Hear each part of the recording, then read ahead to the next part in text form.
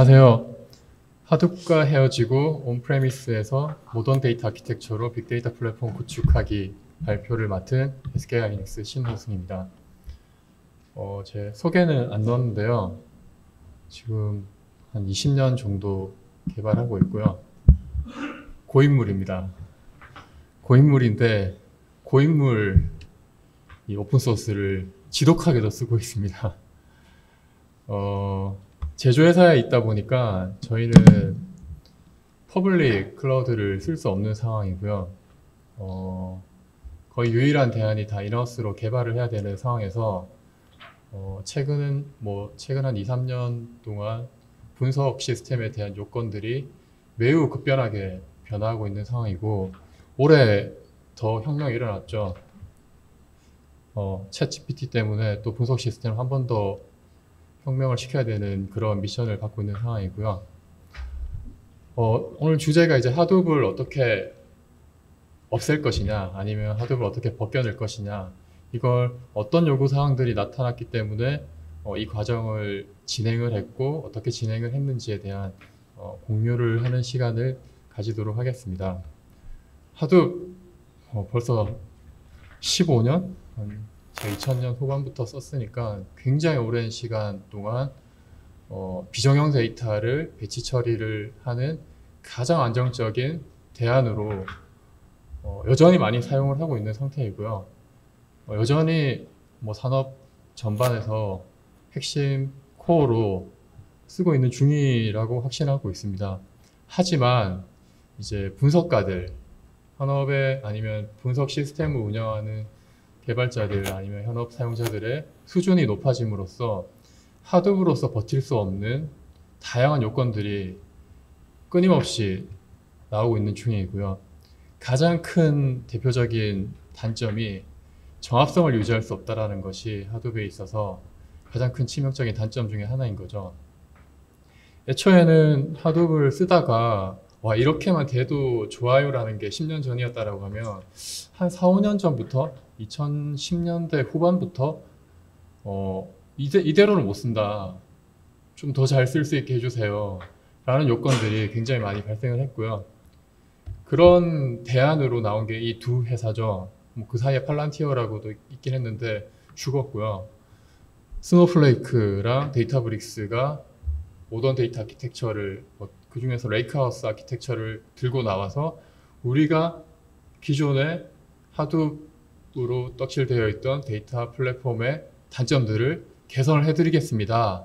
라고 해서 스노우플레이크가 굉장히 센세이셔널하게 주식시장에 대박을 쳤고요. 물론 지금은 좀 많이 죽었지만 어쨌든 많은 분석하는 회사들이 스노우플레이크로 넘어가고 있는 중이고 지금 또 관심 가져하고 있는 중이고 온프레미스에서도 사실 이 기능들을 굉장히 많이 찾고 있는 상황인 거라고 얘기를 많이 듣고 있습니다.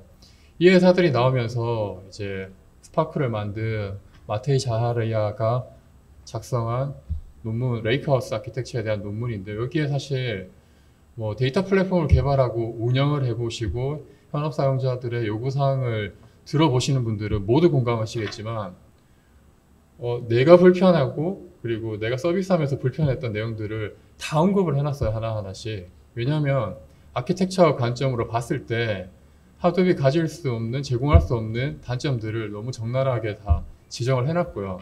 그 단점들을 우리가 레이크하우스 아키텍처로 어떻게 해결을 하겠다, 어떻게 구현을 하면 좋다라는 약간의 비전을 제공하는 그런 논문이기 때문에 너무 어렵진 않습니다. 이거 한 20분이면 볼 수 있는 논문이고요. 20분짜리 논문 안에 굉장히 많은 내용들이 들어가 있습니다. 저도 이제 이 논문을 처음 보고 와 이게 내가 겪고 있는 지금 어떤 챌린지인데라는 생각을 굉장히 많이 공감을 했었고요. 야 이게 그러면 퍼블릭 클라우드에서는 된단 말이야 라고 생각을 했었거든요. 처음 이 논문을 봤을 때 굉장히 많은 공감을 했었습니다. 그 중에서 이제 논문에서 데이터 웨어하우스 관점으로 정리한 내용을 발췌를 했거든요. 1세대 데이터 웨어하우스, 1980년대 시작했던 이 데이터 웨어하우스 운영 DB가 있고 그 운영 DB에서 다운스트림으로 데이터를 받아서 데이터 웨어하우스 어플라이언스에 집어넣었었죠. 그렇게 않기 때문에 어플라이언스를 가지고 BI 업무를 시작을 했고요. 이게 뭐 스키마 온 라이트를 보장을 하기 때문에 정합성 문제는 굉장히 잘 해결할 수 있는 그런 초기의 웨어하우스 구조였고요. 굉장히 큰 단점이 많이 있었습니다. 어플라이언스였기 때문에 일단 스토리지랑 컴퓨팅이 결합이 되어 있죠. 스토리지를 늘리고 싶어도 컴퓨팅을 추가해야 되고, 컴퓨팅이 부족해도 스토리지 용량을 같이 넣어야 되고 하는 비용적인 굉장히 큰 결함이 있었고요. 그 다음에 하드웨어 자체의 비용을 떠나서 어떤 데이터 사이즈가 늘어나면 굉장히 비쌌습니다. 옛날에 뭐 데이터 웨어하우스, 지금도 마찬가지지만 데이터 웨어하우스 전용 어플라이언스를 샀는데 뭐 1테라 정도의 데이터 웨어하우스를 구성을 하겠다? 보면 뭐 상상 못할 라이센스 비용을 압박을 받는 그런 상황이 만들어지고요. 그 다음에 무엇보다 비정형 데이터를 처리할 수 없다라는 치명적인 단점. 물론 그런 것들을 극복한 데이터 웨어하우스도 나오고는 있지만 어쨌든 큰 관점에서 보면은 비정형 데이터를 처리하기에 적합하지 않는 기본 구조를 가지고 있었습니다. 그래서 나온 게 이제 2세대 데이터 웨어하우스, 데이터 플랫폼이 등장을 했고요. 모든 로 데이터를 일단 저장을 한번 해보자. 어떻게? 파케라든지 ORC와 같은 개방형 파일 구조를 사용을 해서 일단 집어넣고 보자. 집어넣고 스키마 온 리드로 사용을 해보자. 라는 것이 사실 하드브로 대표되는 2000년대 후반에 시작했던 데이터 웨어하우스, 데이터 플랫폼의 어떤 근간이 될 수 있었고요. 하지만 하둡이 모든 걸 해결해 줄 것처럼 막 하드월드도 열고 스트라타도 열고 굉장히 많은 컨퍼런스, 뭐 오라일리 컨퍼런스, 미국의 컨퍼런스들이 어마어마하게 와 이럴 수가 있는가 싶을 정도로 많이 붐이 일어났지만 한 2010년 중반 정도부터 굉장히 싸하게 빨리 식었습니다. 왜냐하면 여기 언급한 것처럼 데이터의 품질을 보장할 수가 없었거든요. 일단 넣는 건 좋다. 하둡이 가지고 있는 그 병렬 기능을 통해서, 병렬 아키텍처를 통해서 잘 넣는 건 굉장히 잘 넣었어요. 그런데 잘 쓸 수가 없었던 거죠. 하둡 베이스에서는. 잘 쓰려고 해봤자, 끽해봐야 최대가 하이브 메타스토어가 가지고 있는 그 역량만큼의 범위, 거버넌스 범위, 역할, 딱 이 정도였거든요. 이러다 보니까 이제 하둡을 가지고 있는 하둡으로 데이터 레이크를 구축하거나 아니면 데이터를 모았을 경우에도 별도의 2티어의 데이터 웨어하우스를 다시 구축을 하는 케이스들이 많이 늘어났습니다. 그래서 아마존 AWS 레드시프트와 같은 2티어 DW 구조가 사실상 스노우플레이크가 나오기 전에 표준 데이터 레이크와 DW 아키텍처의 표준이라고 볼 수가 있었고요. 그 표준 때문에 발생한 것이 이제 여러 가지 또 단점들이 발생을 한 거죠. 일단 먼저 신뢰성 문제. 데이터 레이크 자체와 데이터 웨어하우스의 일관성을 보장할 수가 없다. 보장할 수는 있는데 너무 어려운 거죠. 보장할 수는 있습니다. 불가능은 아니지만 너무나도 괴롭다라는 거죠. 특히 저희 회사처럼 테이블이 요즘 뭐 13,000개에서 15,000개 정도 ETL 하고 있거든요. 15,000개 ETL을 할 때 안 맞는 게 있을 거잖아요. 그러면 그런 부분에 대해서 VOC가 올라와요. 그러면 14,999개 잘했다가 하나 잘못하면 이제 너희들 시스템은 못 쓰는 시스템이야. 이렇게 이제 분석가들이 VOC를 올립니다. 그러면 이제 방어할 논리가 없어요, 이게. 네, 뭐 그런 상황이 이제 사실상 2티어 아키텍처의 가장 큰 단점이고요. 동일한 얘기인데 ETL을 아무리 빨리 해봤자 싱크가 100% 맞을 수가 없습니다. 데이터 레이크가 예를 들어서 현업 시스템과의 주기가 1시간 차이가 난다 라고 하면 또 데이터 레이크와 BI를 위한 DW 시스템의 텀이 또 1시간 차이가 나면 2시간 차이가 나는 거거든요. 그러면 제조회사 저희처럼 팹을 24시간 미션 크리티컬로 무중단으로 처리를 해야 되고 그 사이에서 발생한 이벤트들을 실시간으로 분석을 해서 빠르게 경고를 해서 수율을 관리를 해야 되는 이런 굉장히 많은 분석 파이프라인을 가지고 있는 회사일 경우에 4시간 차이, 뭐 2시간 차이는 굉장히 일을 못하는 수준의 차이가 발생을 하게 되는 상황인 거죠. 그 사이에 조인을 걸었던 테이블의 데이터들이 바뀔 수도 있고요. 다른 테이블의 데이터들이 수정이 될 수도 있고요. 어떤 상황이 발생할지 모르기 때문에 이 투티어 계층의 아키텍처도 매우 불안하다라는 것이 이제 고도화된 분석가들의 입장이었고요.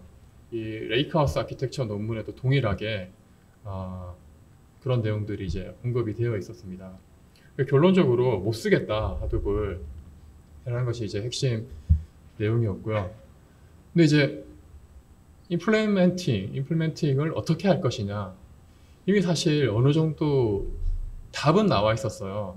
하드업을 오래 해보신 분들은 아시겠지만 스몰 파일 문제, 그 다음에 메타스토어 문제, 메타스토어의 파티션 문제, 그 다음에 뭐 블록 사이즈 문제, 이런 것들이 겹치면 이게 하드업이 진짜 이게 우리가 운영용으로 미션 크리티컬용으로 운영을 할 수 있는 어떤 근간이 맞는가라는 의문을 끊임없이 가질 수밖에 없는 상황이고요.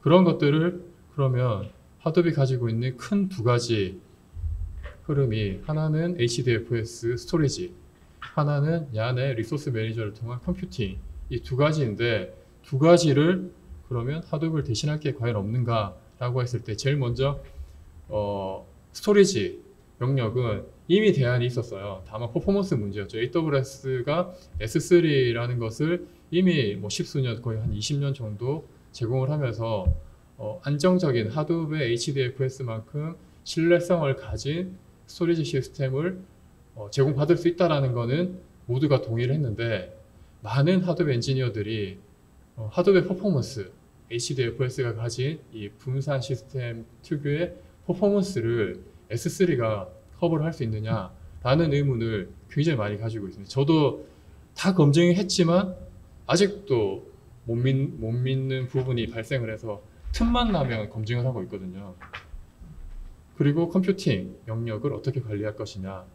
이미 컴퓨팅이야 많은 대안이 있습니다. MPP를 치면은 트리노, 프레스토, 뭐 스파크, 아니면 임팔라, 아니면 테즈, 컴퓨팅은 전혀 문제가 되지 않아요. 컴퓨팅은 얼마든지 좋은, 자기가 마음에 드는 놈을 쓰면은 데이터 엔지니어링을 위한 컴퓨팅은 얼마든지 대안을 가지고 있는데, 스토리지가 이제 약간 좀 걱정이 되는 부분이었고요. 그런데 이제 진짜 핵심은 뭐냐면, 중간에 있는, 안 나오네요. 중간에 있는 이 메타데이터를 처리하는 이 메타데이터 레이어, 거버넌스를 관리하는 영역이 사실 이 레이크하우스의 핵심이거든요. 하드업은 뭐 하이브 3를 쓴다고 하더라도 매니지드 테이블에서만 HD 기능을 제공을 하고 있기 때문에 불안전하죠. 매니지드 테이블을 쓸 수는 없는 거고요. 메타가 날아가면 로케이션까지 같이 날아가기 때문에 그런 이유로 절대로 쓸 수 없는 상황이고요. 그러면 하드업이 가지고 있는 정합성 문제를 뭘로 해결할 것이냐? 델타 레이크나 아니면 이 레이크하우스 논문에 언급되어 있는 델타 레이크나 아니면 아이스버그, 넷플릭스 아이스버그를 가지고 하드업이 가지고 있는 스토리지 위에 정합성이나 여러 가지 거버넌스 기능들을 제공할 수 있는 레이어를 하나 올리자. 그 레이어를 올림으로써 하이브 메타스토어가 가지고 있던 메타데이터를 핸들링하는 고유의 기능은 다 빼버리고 하이브 메타스토어는 카탈로그 역할로서만 역할을 격화시키고 나머지 모든 거버넌스 기능은 아이스버그한테 맡기자라는 것이 이 논문의 핵심 임플리멘테이션의 역할이고요. 그래서 이런 것들이 메타데이터가 가능해지면 이제 여기서 언급하고 있는 것이 고급 분석이라고 되어 있는데요. 스파크를 쓰면 데이터 프레임을 바로 로케이션을 지정해서 읽어낼 수가 있거든요. 그런데 하둡 기반의 HDFS 기반의 스토리지 로케이션을, 타겟 로케이션을 쓸 경우에는 어차피 변경 데이터나 신뢰성 있는 데이터 정합성 관리를 할 수가 없기 때문에 의미가 없었어요. 그런데 아이스버그가 메타데이터를 가지고 있는, 레이크하우스 기반의 메타데이터를 가지고 있는 경우에는 정합성을 유지를 할 수 있기 때문에 의미가 있어지는 거죠. 그래서 이제 이 논문 기반으로 저희가 작업을 시작을 했고요. 제가 이 작업을 2020년 후반부터 이제 진행을 했고 21년, 22년 작년에 끝냈었습니다. 저희 회사의 간단한 내부 정보를 소개를 드리면 1년치 데이터가 8페타예요. 전체 데이터 아니고 8페타라는 건 데이터 레이크에서 분석용으로 쓰고 있는 데이터가 8페타이고요. 장기 보관 데이터는 별도로 존재하고 뭐 업무용 현어 시스템용 빅데이터는 다 따로 존재하고 있습니다. 그래서 순수 데이터 레이크에서 분석가들이 쓰고 있는 데이터가 8페타이고 데이터 레이크에 있는 테이블, ETL 테이블이 하루에 뭐 13,000개, 요즘 한 15,000개 정도까지 증가한 상태이고요. DS 분석가가 아마 전 세계적으로도 제일 많은 회사 중에 하나일 겁니다. 저희가 한 2,000명 정도가 분석을 하고 있습니다. 그래서 어마어마한 숫자의 분석가들이 있고 AI 시스템, 팹의 자동화라든지 아니면 수요를 높일 수 있는 어떤 자동화된 머신러닝 시스템들이 한 100여 개 정도 존재해서 이 100여 개 시스템들이 다 데이터 레이크를 보고 있는 상황이고요. 저희 장비 컴퓨팅을 조금 설명을 드리면 사용자용 처리용 컴퓨팅만 또 언급을 했는데요. CPU는 한 15,000코어 정도 들어가 있고 메모리는 200테라 정도 들어가 있고 장비가 다 비싼 겁니다. 하드웨어 그 저가형 장비로 구축을 하지는 않을 거예요. 저희가 다 굉장히 복잡하고 큰 사이즈의 데이터들을 핸들링하기 때문에 저가형 장비로는 퍼포먼스를 낼 수가 없거든요. 그래서 모든 디스크는 올 플래시이고 그 다음에 NAS도 올 플래시, NVMe로 되어 있고 S3도 올 플래시로 다 구성을 했습니다. 다 NVMe 베이스로 구성이 되어 있고요. 한 장비당 디스크가 플래시가 20장씩 보통 꽂혀 있고 메모리 768 정도 꽂혀 있고 그래서 뭐 장비당 보통 한 1억 3천에서 1억 5천 정도 되는 장비를 몇백 대 쓰고 있습니다. 그 중에서 애동용으로 뽑아낸 거고요. 그 다음에 네트워크는 무조건 백지여야 됩니다. 백지가 안 되면 저희 셔플링 하는 데이터 사이즈가 워낙 크기 때문에 셔플링 사이즈가 테라바이트거든요.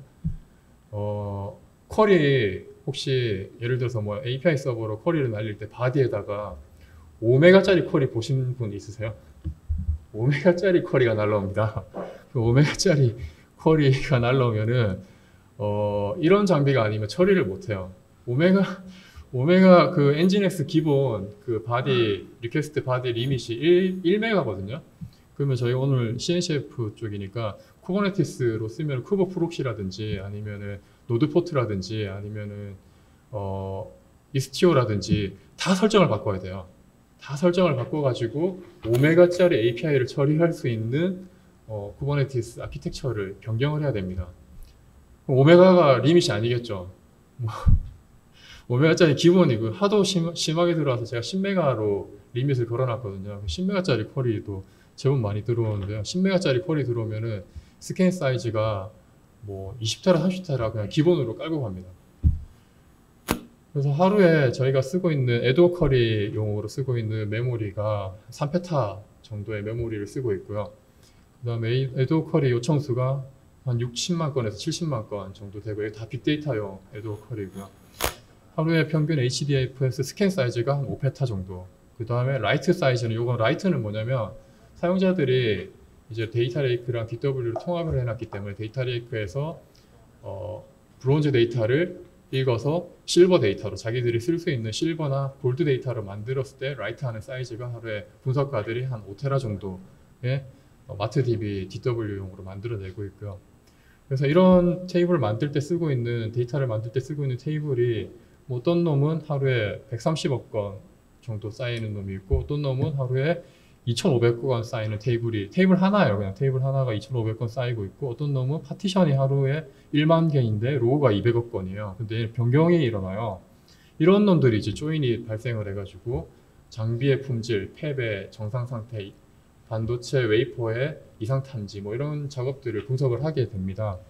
이렇다 보니까 기존 하둡이나 하이브의 아키텍처로는 커버하기가 힘든 구조죠. 그냥 딱 봐도 힘들죠. 이게 하루치인데 6개월치를 기본으로 날리거든요. 그러면 정말 극한의 튜닝을 하지 않는 이상 하드웨어 못 버텨요. 빅데이터이기 때문에. 그래서 저희는 네트워크, BDN, 빅데이터 네트워크망이라고 따로 구성을 했거든요. 구성을 할 수밖에 없는 게 이게 안 되면은 시작을 할 수가 없습니다. 그래서 이제 제가 앞서 설명드렸던 것처럼 하드웨어를 버리고 쿠버네티스, 클라우드 네이티브 기반의 레이크하우스 아키텍처로 가고 싶은데 될 거냐 라는 걸 이제 견적을 내봐야 되잖아요.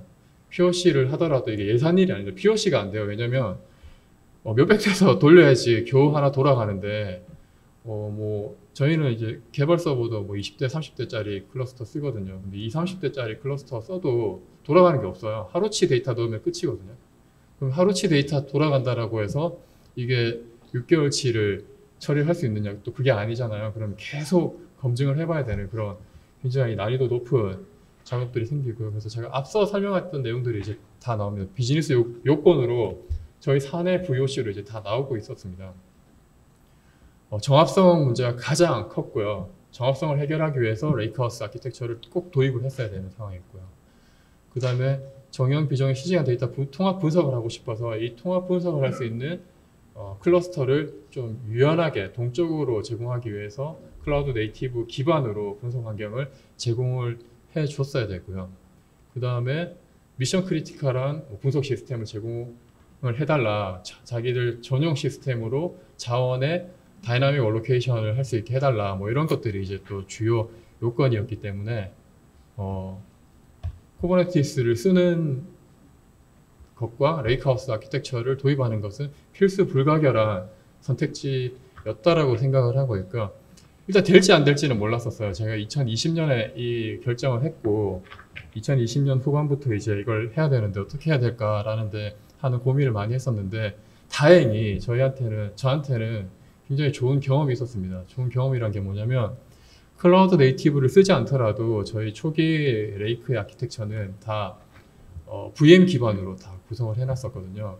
VM 기반의 하이퍼바이저를 사용을 해서 컴퓨팅을 처리를 했고 NXS라는 또 VM 기반의 가상 네트워크를 사용을 해서 빅데이터의 데이터 홉들을 처리를 했었고요. 그 다음에 디스크는 HDFS를 쓰긴 했지만 로컬 디스크를 쓰질 않고 아이실론이라는 EMC의 스토리지를 썼는데 얘가 세컨더리 하드업으로 붙어서 리모트 하드업으로 다 사용을 했었습니다. 그래서 하드업이 처리하는 저장하는 모든 데이터는 다 로컬 디스크가 아니라 리모트에 있는 원격 디스크에 저장이 되는 이 구조로 사실상 하드업이 강조하고 있는 초기 아키텍처의 중요한 부분들을 다 안 쓰고 시스템을 구축을 했던 경험이 있었기 때문에 이렇게 해도 돌아가는구나 라는 거를 이미 알고 있었던 상태였고요.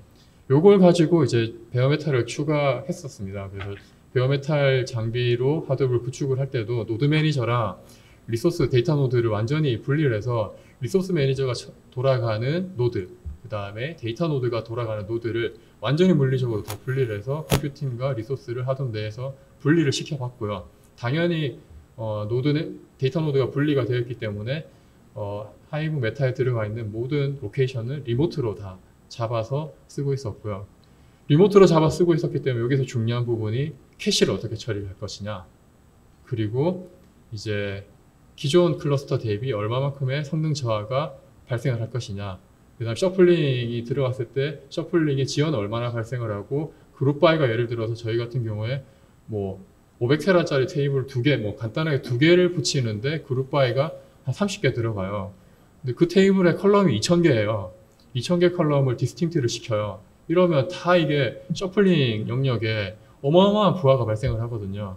이 부하를 어떻게 튜닝을 할 건지에 대한 경험이 있었기 때문에 쿠버네티스로 넘어가더라도 어차피 이 지식을 그대로 다 쓸 수 있겠구나라는 뭐 알 수 없는 근거 없는 자신감이 살짝 있었습니다. 살짝 있어가지고 요걸 가지고 이제 사실상 하드업이 가지고 있는 순수한 기능을 거의 안 쓰고 연산도 태즈나 스파크로 다 넘겨버리고 HDFS도 사실상 리모트로 썼기 때문에 하드업 연산이 아예 하드업 아키텍처에 포함이 안 돼 있는 구조로 제가 2020년에 요 작업을 2020년에 요 환경까지를 만들었거든요. 그래서 2021년부터 이제 데이터 플랫폼의 현대화와 관련된 작업을 시작을 했습니다. 이제 저희가 알고 있는 키워드죠. 그런데 이제 이걸 어떻게 검증을 하느냐라는 게 이제 핵심 포인트였고요. 하나하나 뭐 특별한 방법은 없습니다. 생각날 때마다 이렇게 미리 아키텍처 문서 만들어 놓고 관련된 퀄리티 어트리뷰트에 대한 리스크 다 적어 놓고 중요도 적어 놓고 중요도에 따라서 필요한 만큼 브루트포스 방법으로 하나하나 다 검증했어요. 여기 적혀 있는 내용 기준으로도 하나하나 다 검증을 했습니다. 어떻게 검증을 했냐면 일단 하드업이나 아니면 MPP 아니면 스파크가 리눅스의 분산 기능들을 적극적으로 점점 더 뭐 리눅스 버전 커널이 올라갈 때마다 커널에 들어가 있는 기능들을 굉장히 타이트하게 많이 쓰고 있거든요. 그 기능들이 클라우드 네이티브 파드 베이스로 되었을 때 내가 원하는 대로 잘 돌아갈 것이냐. 쿠버네티스가 가지고 있는 설정과 그 다음에 이 빅데이터 아키텍처가 가지고 있는 분산 설정이 중복 없이 아니면은 그대로 잘 먹힐 것이냐 라는 고민을 굉장히 많이 했었고요. 그 내용들을 제가 이렇게 쭉 다 적어놨고요. 여기 있는 항목 하나하나마다 다 검증을 했어요. 하나씩 찍어놓고. 시간 굉장히 많이 걸리겠죠. 3명이서 했거든요. 뭐 자랑이 아니고요. 마음 맞는 사람 3명이서 하는 게 막 10명씩 하는 것보다 훨씬 더 불필요한 작업을 줄이고 빠르게 업무를 할 수 있는 길이라고 생각을 하고 있습니다. 그래서 이거는 제가 잘 적어놨으니까 한번 보시면 되고요. 핵심은 뭐 다 빼고 이제 뭐 백엔드에 있는 방금 설명드린 뭐 리눅스의 고유 기능, 네트워크 관련해서 뭐 하나 말씀드리면 쿠버네티스 기반으로 가면 SNAT가 먹히잖아요. 요청한 그 클라이언트의 도메인 정보가 스위치를 타면서 엔드포인트 우리 쿠버네티스 안에 있는 서비스로 변경되는 요상한 작업이 일어나지 않습니까? 이런 저희처럼 대규모 데이터를 쿠버네티스 올리면은 혹시 스위치가 뻗는 증상을 보신 분 있으실지 모르겠지만 저희 데이터를 쿠버네티스 퓨어하게 바닐라 쿠버네티스 올리고 하둡 데이터 일부를 뭐 S3에다 올려가지고 서비스로 뽑아가지고 스파크 파드를 서버리스로 해가지고 파드 좀 분석하는 알고리즘 몇 개 돌리면은 스위치가 뻗어요. 근데 저희 회사는 뭐 아까 보셔서 아시겠지만 스위치도 무조건 하이엔드 플래그십을 쓰거든요. 스위치 자체, 네트워크 자체도 단순 단일 네트워크가 아니라 복합적으로 빅데이터 네트워크망을 스핀 형태로 다 구분을 해놨기 때문에 굉장히 부하 분산이 잘 되게 만들어 놨음에도 불구하고 스위치가 뻗어요. SNAT 때문에. 이제 그런 것들을 다 검증을 해야 되는 거죠. 물론 이제 SNAT가 발생하지 않게 하는 그 스트링 모드 같은 옵션들을 무조건 다 설정을 해야 되지만 그걸 설정한다라고 해서 나머지 API 요청들이 다 동일하진 않거든요. 그래서 그런 것들에 대한 이제 검증들이 굉장히 많았고 특히 이제 이 셔플링 영역에 대한 캐시 처리하는 방법들이 또 굉장히 고민이 많았습니다.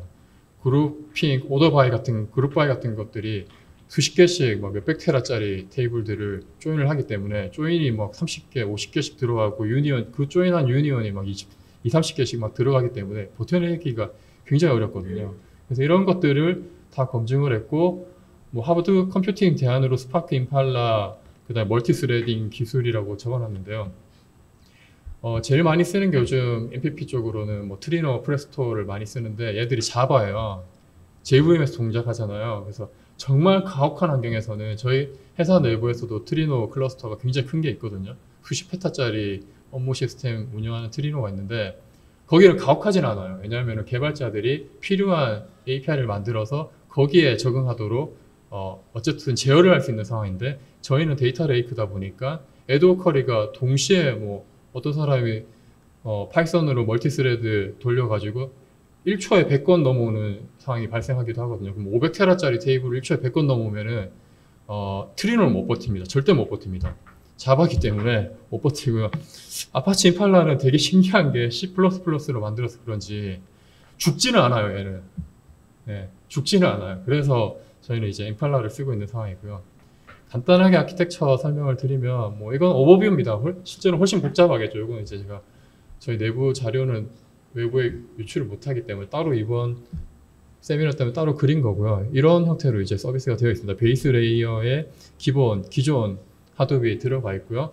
얘를 극복하기 위해서 레이크하우스 아키텍처 레이어가 들어가게 돼 있고요. 이 레이크하우스 아키텍처랑 통신을 해서 실제 분석가들이 필요한 컴퓨팅이나 연산들은 클라우드 네이티브 환경으로 다 처리를 하고 있고요. 저희는 임팔라도 서버리스, 그 다음에 스파크 클러스터도 서버리스, 셔플링은 S3, NVM S3로 되어 있는 셔플링, 리모트 셔플링, 아까 옆에 세션에 하나 있던데 그 기술 우버 리모트 셔플을 사용을 해서 구축을 해놨고요.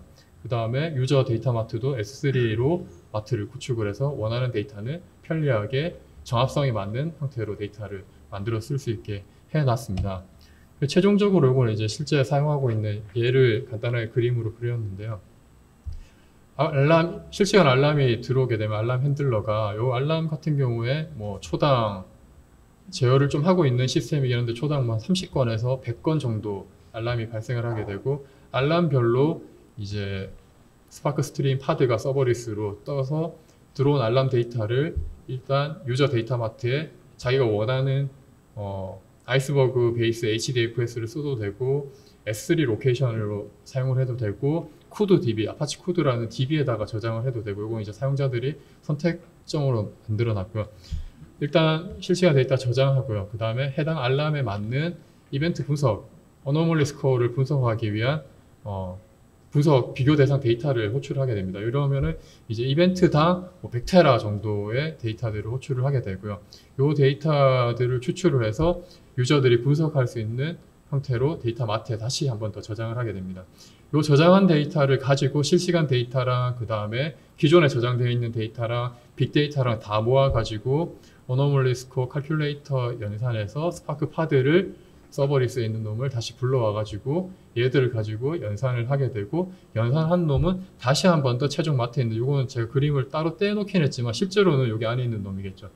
유저 최종 데이터 웨어하우스에 집어넣게 되고 얘는 이제 골드 데이터가 되겠죠. 골드 데이터가 돼서 이 골드 데이터는 AI 프로덕에서 가져가거나 분석가가 자기가 필요한 형태로 이 골드 데이터를 계속 변경시켜서 실제 실시간 데이터가 넘어오고 현업에서 현장 업무 시스템에서 바뀐 데이터를 계속적으로 업데이트를 해서 하둡을 쓰든 S3를 쓰든 뭘 쓰든 레이크하우스 아키텍처를 통해서 변경 데이터랑 업무 데이터를 맞춰서 분석 업무를 실시간으로 하고 빅데이터 처리는 클라우드 네이티브 그리고 자원은 K네이티브를 바탕으로 스파크를 서버리스로 구축을 해서 조금 더 효율적인 자원 활용을 할 수 있는 그런 형태로 저희 데이터 레이크를 작년에 구축을 해서 올해 서비스를 하고 있는 중입니다. 그래서 제가 설명은 뭐 지금 간단하게 32분여 동안 드렸는데 이제 여기 안에 들어가 있는 검증한 히스토리는 정말 하나하나 포인트마다 극한의 스트레스를 받으면서 검증을 했거든요. 안 되나? 이게 되나? 안 되나? 이런 고민도 굉장히 많이 했었어요. 특히 지금 스파크 3.2 버전을 쓰고 있는데 스파크 3.2의 경우에 셔플링, 스파크 3.2의 문제가 아니라 쿠버네티스 스파크 자체가 셔플링을 자기 로컬 디스크로 제대로 처리를 못하는 상황이기 때문에 그 부분에 있어서 온프레미스 스파크와의 차이점이 굉장히 크거든요. 근데 이제 그걸 서버리스로 옮겼는데 셔플링 데이터들이 막 몇 테라씩 돼버리니까 특정 노드가 막 죽고 파드가 막 다음날 아침에 오면 어떤 특정 파드 연산하다가 막 300번씩 죽어있고 다시 살아나고 막 이런 케이스가 너무 많이 발생하더라고요. 그래서 그런 것들을 이제 최적화하는 과정들이 굉장히 고통스러웠고요. 찾아봐도 안 나와요, 데이터가. 그런데 이제 하둡이나 스파크 개발을, 빅데이터 개발을 많이 해보셨던 분들이라면 답을 찾을 수 있을 것 같고요. 그리고 저도 다 레딧이나 스택 오버플로우에서 보고 다 작업을 해서 이제 여기까지 왔던 이력을 공유드리는 자리였습니다. 그러면 제 발표는 여기서 마치고 답이 있으면 간단하게 하겠습니다. 그럼 시간이 어느 정도 지난 관계로 여기서 마치겠습니다. 좋은 발표를 해주신 신원숙님께 다시 한번 큰 박수 부탁드립니다.